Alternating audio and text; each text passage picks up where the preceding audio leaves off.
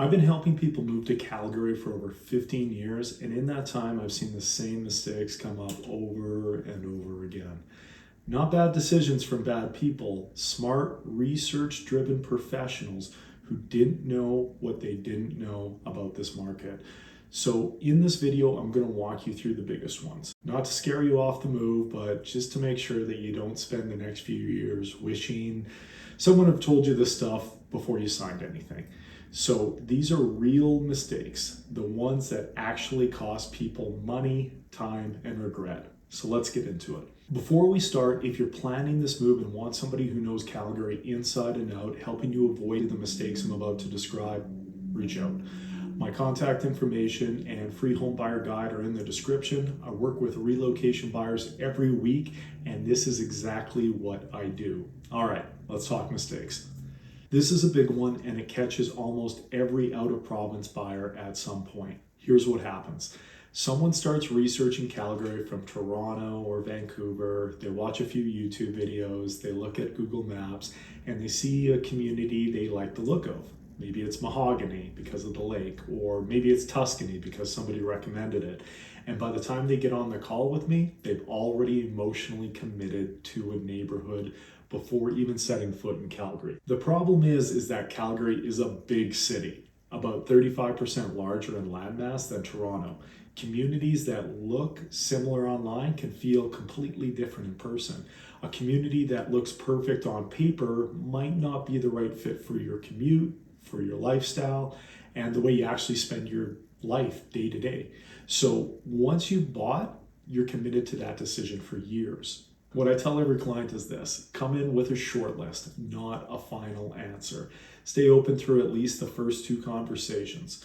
The buyers who do this almost always end up in a better place than the ones who locked in before they got here. Calgary rewards flexibility, especially at the research stage. This one catches Toronto buyers almost every time because Toronto, you could genuinely live without a car. The TTC exists, Uber is everywhere, and a lot of people make it work with transit alone, especially if they live close to a subway line. Calgary is not that city. The C train exists and it's useful if you happen to live and work in one of its corridors, but it doesn't serve the communities where most of my relocation clients end up. If you're in Mahogany or Legacy or Evanston, you need a car, full stop.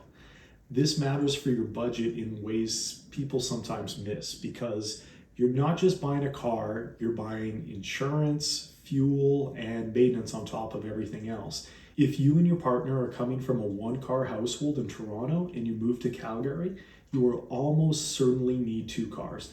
Build that into your financial planning before you arrive, not after. It's a real cost that catches people off guard. The real estate process in Alberta is different from Ontario in many ways that matter, and out-of-province buyers who don't understand those differences can get into trouble pretty quickly. A few specific things. Deposits in Alberta are due very quickly after an accepted offer, often within 48 hours, and they tend to be larger than what Ontario buyers are used to.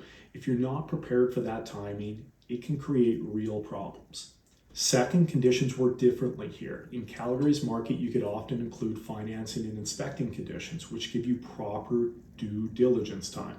But you need to know how to write them correctly and how they function in Alberta contracts, which is not identical to how they're working in Ontario. Third, and this is a big one, builder contracts for new builds are Alberta-specific documents that are very different from resale contracts.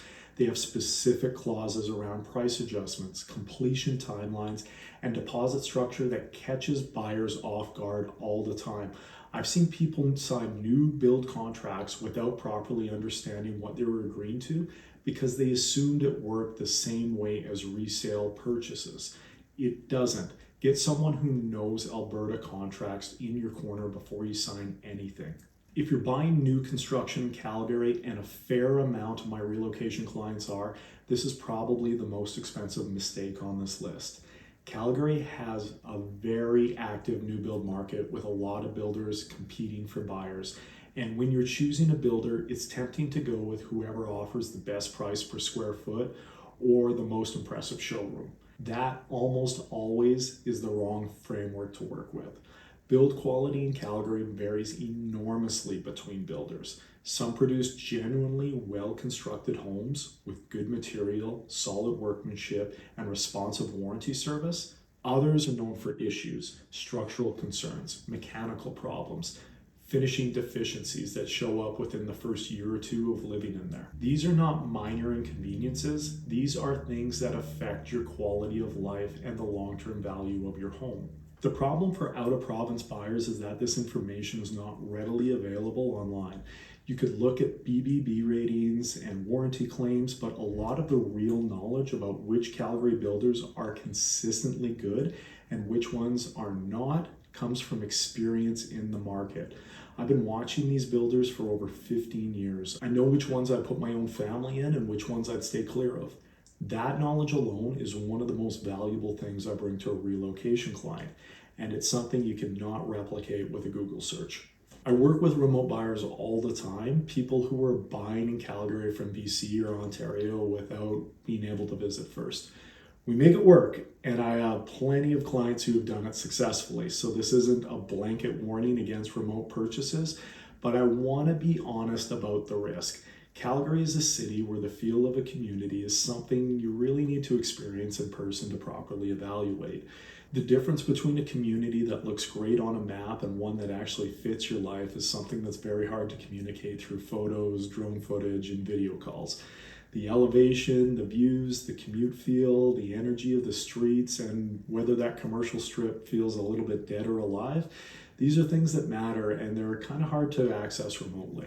If you can get to Calgary for even a long weekend before you commit, do it. Drive through the shortlisted communities at different times of the day. Sit in the traffic on your projected commute route at 8 a.m. Grab a coffee in the neighborhood.